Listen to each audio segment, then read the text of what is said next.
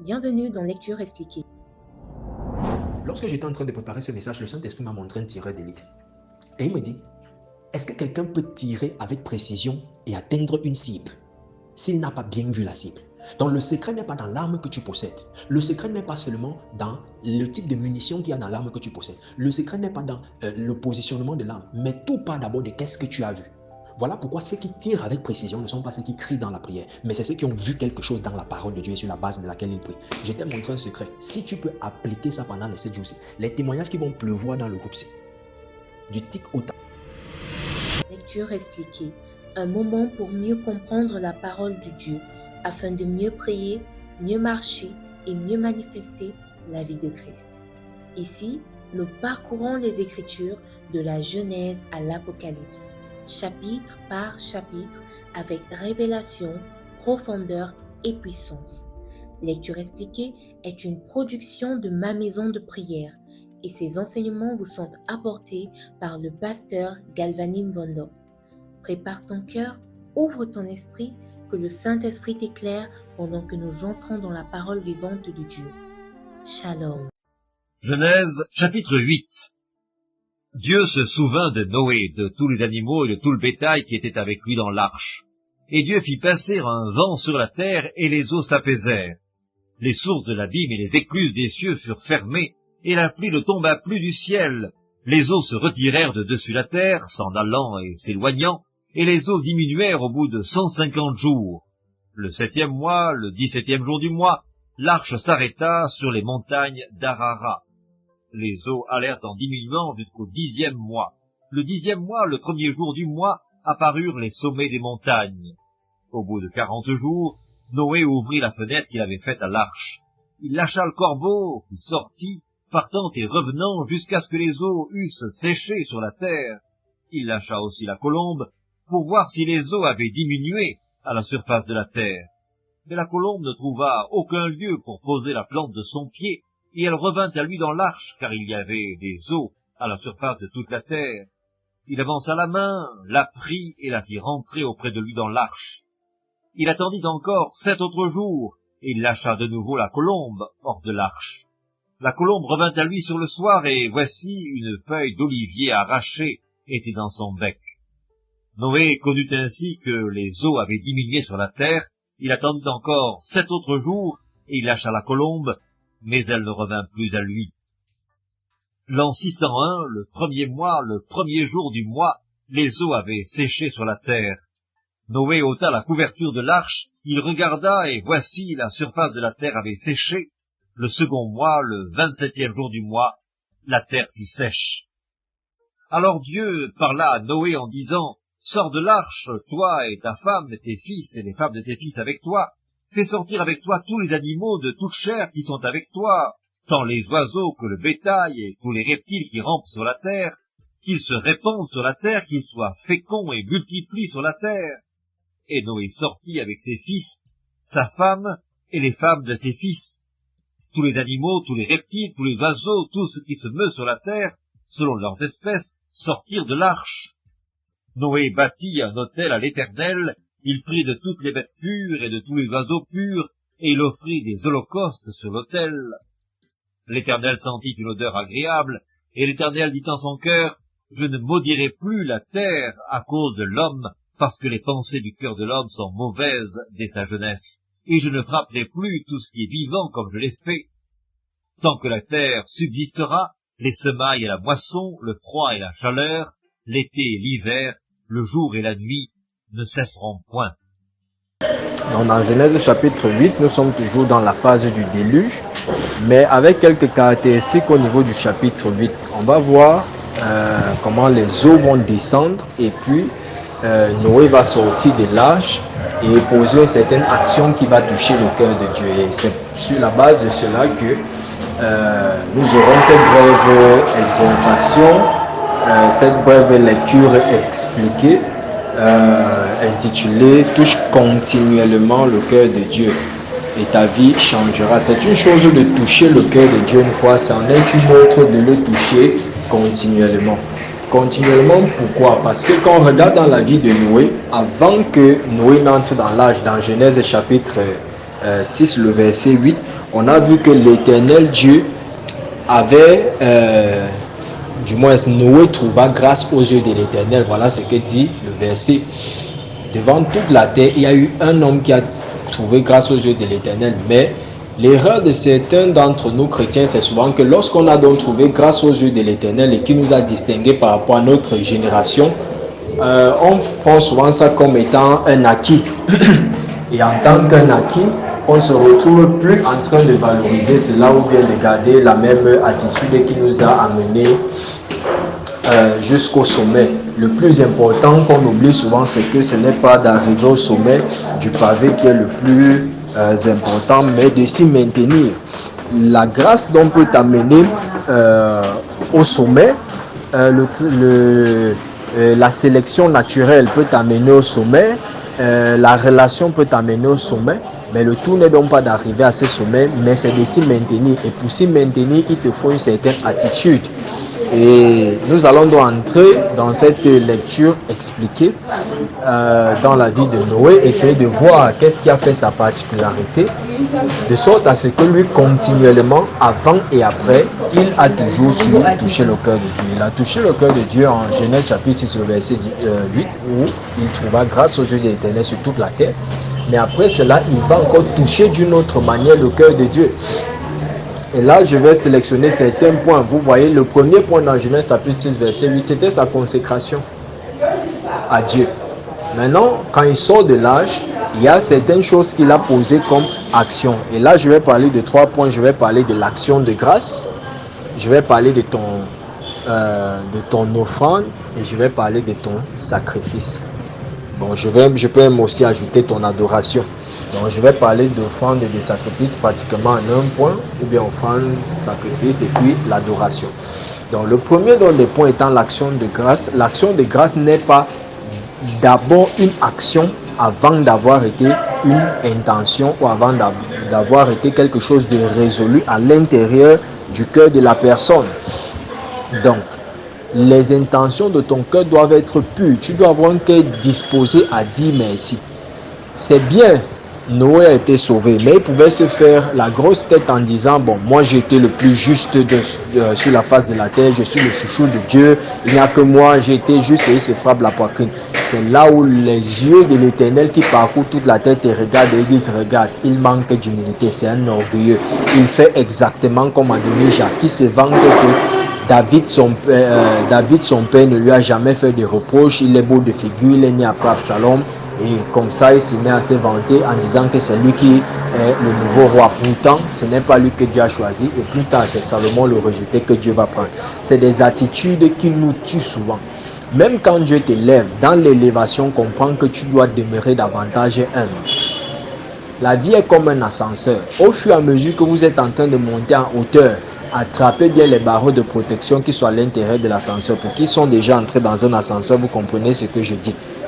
Parce que au fur et à mesure que le truc s'élève en hauteur avec une certaine vitesse, tu peux perdre de l'équilibre parce qu'on s'éloigne davantage de la gravité, de la force gravitationnelle qui te permet d'être stable au sol. Donc c'est pour cela que parfois ça provoque les vertiges. Et en même temps aussi, quand l'ascension sociale, l'échelle de l'ascension sociale, l'échelle de l'élévation porte plusieurs personnes, c'est pendant cette élévation que plusieurs meurent. Quand tu es élevé, première des choses à travailler, c'est l'humilité. Et Noé nous l'enseigne au travers de sa vie. Donc, après avoir été une attitude de cœur, les choses avec Dieu ne restent pas que dans une dimension spirituelle et psychique. On doit poser des actions conséquentes. Noé va donc poser une action conséquente qui démontre sa gratitude à Dieu. Et il va faire une offrande. Qu'est-ce qu'une offrande? C'est un don en nature. C'est un don un don financier, c'est un don de toutes sortes qu'il donne ou que le chrétien est supposé donner à Dieu ou au serviteur de Dieu qui représente Dieu en signe de reconnaissance. Plusieurs personnes aujourd'hui, l'église est pauvre dans la francophonie. Pourquoi? Parce qu'ils pensent que c'est en retenant le plus, en gardant beaucoup, qu'on s'enrichit. Or, le livre de Proverbes, comme les chrétiens n'aiment pas lire la Bible, le livre de Proverbes avait déjà donné la clé. Il dit tel qui épargne à l'excès ne fait que s'appauvrir, mais tel qui donne avec libéralité s'enrichit. Alors, il est question de quoi? Si vous allez regarder, la main qui donne est toujours au-dessus de celle qui reçoit. Jamais quelqu'un ne reçoit en prenant le haut, il reçoit par le bas. C'est un symbole de domination. Quiconque met dans la main de l'autre domine sur la personne. Chaque fois que tu cultives l'habitude à donner, c'est toi qui vas monter en ressources financières. Et quiconque croit que dans son cœur, il gagne à pouvoir recevoir, il reste dans le statu quo, sinon il s'amoindrit à cause de sa mentalité. Donc soyez des personnes, même si c'est un bonbon, prends, tu donnes, à cultiver cette habitude de donner à vos pasteurs, à vos frères dans la famille, à vos parents. Ce sont des choses qui provoquent la bénédiction. Et c'est pour cela que la Bible va encore dire qu'il y a plus de bonheur à donner qu'à recevoir. Pourquoi? Parce que c'est un mystère spirituel qui t'élève. Et Noé donc va faire une offrande à l'Éternel. Plus qu'une offrande, il y a ce qu'on appelle un sacrifice. Le sacrifice, l'offrande se donne en fonction de tes capacités, en fonction de ta prospérité, en fonction de ta libéralité aussi. Mais cependant, en ce qui concerne le sacrifice, il n'est pas fait seulement en fonction de ce que tu veux donner, mais en fonction de la divinité qui doit la recevoir. Si, par exemple, Élie est un prophète, que la veuve de Sarepta sait qu'il peut changer sa situation, alors elle peut aller jusqu'à donner même le dernier plat qu'elle a, et elle a vu sa vie changer.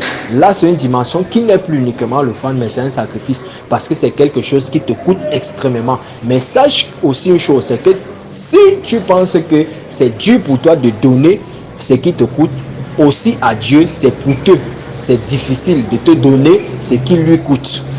Parce qu'il agit avec nous selon la mesure que nous-mêmes on s'est fixée. Jésus dit c'est la mesure que tu vas utiliser aux autres, qu'on va utiliser pour toi. Et c'est valable même avec Dieu, puisque c'est lui-même qui est en train de parler en étant en posture de Dieu. Donc, la mesure que tu vas employer, si tu estimes donc que c'est difficile pour toi de donner ce qui t'est cher, alors pour Dieu aussi c'était difficile de donner Jésus-Christ, parce que c'était son seul fils unique engendré, avant que nous ne deviennons des fils engendrés aussi, mais au travers de la nouvelle naissance. Voilà. Donc, si tu veux donc avoir ce qui coûte à Dieu très cher et qu'il ne donne pas aux autres dans cette génération, fût-il des pasteurs, fût-il des serviteurs de Dieu, fût-il des ceci, cette loi-là ne regarde pas ton titre à l'église. Ça ne regarde pas à, ça regarde à l'action que tu poses et à la révélation que tu as derrière. Vous vous rappelez dans Genèse 4, je vous ai expliqué que Dieu regarde l'homme qui donne et la révélation qu'il a de ce qu'il donne et le matériel qu'il a déposé, la qualité. Parce que dans Malachie, va par exemple dire que lorsque tu te présentes devant le gouverneur et que le gouverneur, là, tu peux lui donner une brebis qui a l'œil percé ou bien la patte cassée, il va te recevoir favorablement. Penses-tu donc que lui, l'Éternel, le roi de toute la terre, va te recevoir favorablement? Donc, c'est des choses que nous devons comprendre. Ok. Noé, l'offrande qu'il va faire va s'élever comme un parfum.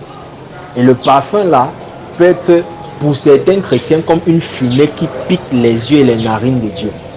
Pourquoi? Parce que lui-même, sa vie n'est pas agréable. Or, Noé déjà était agréable. La qualité de l'offrande qu'il vient donner était une offrande agréable. Il n'a pas pris des bêtes impures pour les donner à l'Éternel, il a pris les pures. Vous vous rappelez que dans l'âge, il fallait prendre et les purs et les impurs à cause du respect que Dieu a de la loi du mariage. Même quand il détruit toute la terre, il respecte quand même la loi du mariage, de l'union, même des animaux, et les sauve en couple. Parce qu'il sait que sa création en dépend. Donc, vois comment tu gères ton mariage. Parce que les intérêts de Dieu en dépendent. Voilà. Lui donc, quand c'est qu'il va faire cette offrande, ça va monter en signe donc d'adoration. Parce qu'on dit l'Éternel va sentir une bonne odeur. Pour ceux qui sont des véritables adorateurs et des prophètes qui ont déjà eu la grâce de pouvoir avoir certaines expériences spirituelles que nous avons vécues, ils peuvent comprendre. Si les anges, par exemple, t'ont baladé dans les sentiers célestes et tu as peut-être visité les jardins du ciel, ou bien peut-être pendant un moment de prière ou de communion ou d'adoration, certaines présences angéliques te visitent il y a certains parfums, certaines odeurs qui parfois t'alertent de la présence d'un ange ou bien du fait que tu es dans une dimension particulière dans l'esprit. Ça peut être des parfums positifs comme négatifs. Et certains de ces parfums d'ordre céleste là, donc c'est ceux qui généralement mettent quelqu'un sous onction, ça te met en extase. Donc, Dieu donc maintenant sera en extase. Il sera extasié par la qualité de l'odeur qu'il a humée. Et c'est le symbole de notre adoration. Il faudrait que ton adoration puisse permettre, du moins en arrivant à Dieu, puisse éveiller les émotions de Dieu, puisse toucher pleinement le cœur de Dieu. Il ne s'agit donc pas uniquement d'un chant, parce que le parfum qui en découle, il va même déjà en commençant par ta propre vie. Vous avez vu, on a parlé en Genèse chapitre 6, verset 8, en ce qui concerne la personne de Noé qui a plu à Dieu. Maintenant, on était en train de développer d'autres points, à savoir, hormis son intégrité, là, on a parlé de l'action de grâce, une attitude d'action de grâce. C'est un cœur plein d'action de grâce, pas un cœur qui donne étant triste, pas un cœur qui donne étant chagriné. Parce que si tu donnes étant triste et chagriné, tu es en train de révéler une chose, c'est que ton offrande a plus de valeur à tes yeux que la personne qui reçoit l'offrande. Et chaque fois que tu donnes dans cet élan de cœur-là, dans cette mentalité-là, tu comprends pourquoi tu n'es pas béni. Jusqu'à ce que tu vois le serviteur de Dieu comme le représentant de Dieu et Dieu supérieur à l'offrande que tu donnes à son représentant, tu ne vas rien recevoir. Mais si tu changes ça dans ta mentalité et tu commences à voir clairement celui qui reçoit dans la juste valeur que Dieu lui accorde, tu ne vas plus jamais donner une offrande et tu vois que ça ne s'accomplit pas. Même quand tu donnes aux mendiants ou aux malheureux une aumône, qui est l'offrande donnée aux pauvres, aux nécessités, à une veuve, à un orphelin, si tu les vois dans la posture seulement des gens qui font pitié, tu as échoué. Mais si tu te rappelles que Dieu est le père de l'orphelin et le mari de la veuve, là tu vas avoir une pleine conscience que je suis en train de donner, j'ai le privilège de donner, c'est un privilège en fait, de donner au fils reconnu de Dieu d'après la Bible, à la femme ou à l'épouse reconnue de Dieu aussi d'après la Bible. Donc il y a une alliance entre Dieu, la veuve, l'orphelin et l'étranger aussi, l'étranger, parce que faites attention. Et même le lévite, la Bible dit aussi longtemps que tu existes, garde-toi de délaisser le lévite qui est dans tes portes. Donc, quand il y a un serviteur de Dieu à côté de toi, veille toujours. Si c'est parmi ton voisin, parce qu'il peut ne pas être ton voisin. Tu le rencontres au supermarché, tu sais que celui-ci est pasteur, paye sa facture. Même si ce n'est pas ton pasteur, même s'il est le prêtre et que toi, tu es même un bichon. À cultiver ce genre de choses. C'est aussi ça qu'on appelle l'amour. Dans les épîtres de Jean, il va dire que petits enfants, ne vous limitez pas seulement à aimer en parole, mais aussi en action. L'amour n'est pas que dans les paroles et les émotions du cœur, mais elle est beaucoup plus démontrable par les actions que nous posons. Dieu a tant aimé le monde qu'il a posé une action, celle de donner son Fils unique. Quelque chose qui lui était non seulement une offrande pour le monde, mais un sacrifice parce que ça lui a coûté.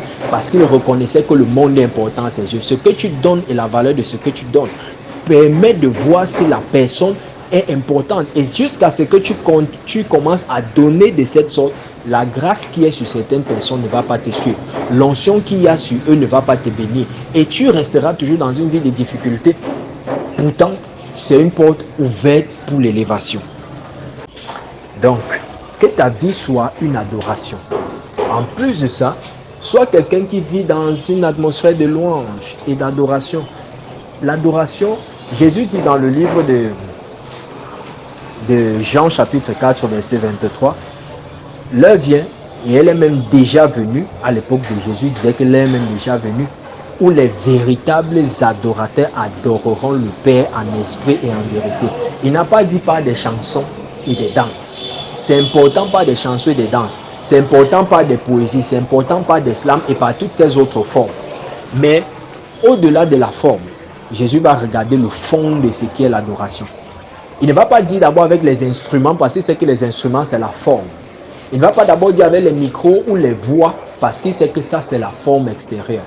Mais il va s'intéresser à la substance qui doit jaillir de l'être, depuis le fond, depuis le fond jusqu'au Créateur qui reçoit en fait ton adoration.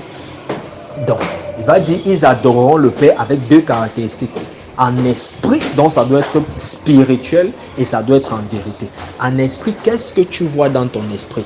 Comment est-ce que tu vois le Dieu que tu adores? Voilà pourquoi l'adoration beaucoup plus se focalise sur qui est Dieu et non pas toujours d'abord sur ce qu'il a fait, mais beaucoup plus sur qui est Dieu. Qu'est-ce que tu vois dans ton esprit concernant ce Dieu? Les 24 vieillards, par exemple, adorent le Père sur la base d'une révélation qu'ils voient de Dieu. Plus excellente est la révélation et plus ils se prosternent pour l'adorer. Donc chaque fois qu'ils voient quelque chose de grand en Dieu, ils l'adorent. On adore Dieu sur la base de qui il est. Tu dois donc chercher à connaître. Et la Bible va dire, je ne sais plus si c'est dans le livre de Amos ou Abdias, il va dire, connaissez, cherchez à connaître l'Éternel. Deux choses. Connaissez l'Éternel et de la connaissance que vous avez, cherché davantage à le connaître, plus que vous ne le connaissiez hier. C'est dans une chose que hier tu as appris que pour l'adorer, on disait tu es Jéhovah Shalom, tu es Jéhovah Shaddai, tu es Jésus. Tu as même médité sur qui est Jéhovah Shalom, Jéhovah Shaddai et tu as vu qu'effectivement il est ça. Maintenant ne t'arrête pas seulement là. Pousse encore plus loin. Pourquoi tu ne peux pas l'adorer avec un nom que tu n'as pas appris du langage humain, mais que l'expérience t'a dicté dans le lieu secret? Tu dois pouvoir le faire. Et il dit, ça doit se faire en esprit, mais aussi en vérité. Ce qui sort de ta bouche n'est pas différent de ce qui sort de ton cœur. Si possible, reste silencieux dans la présence de l'Éternel et contemple seulement jusqu'à ce que le flot monte. Entre-temps, cherche à reconnaître qui il est. Cherche à voir qui il est.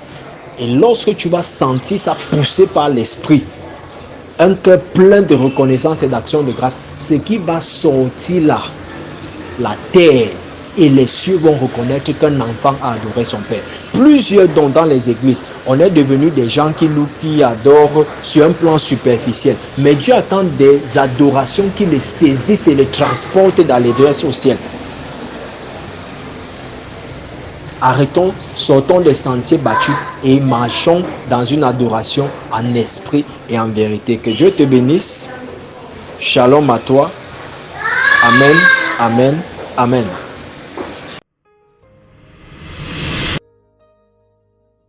Si cet enseignement t'a béni, abonne-toi dès maintenant à la chaîne.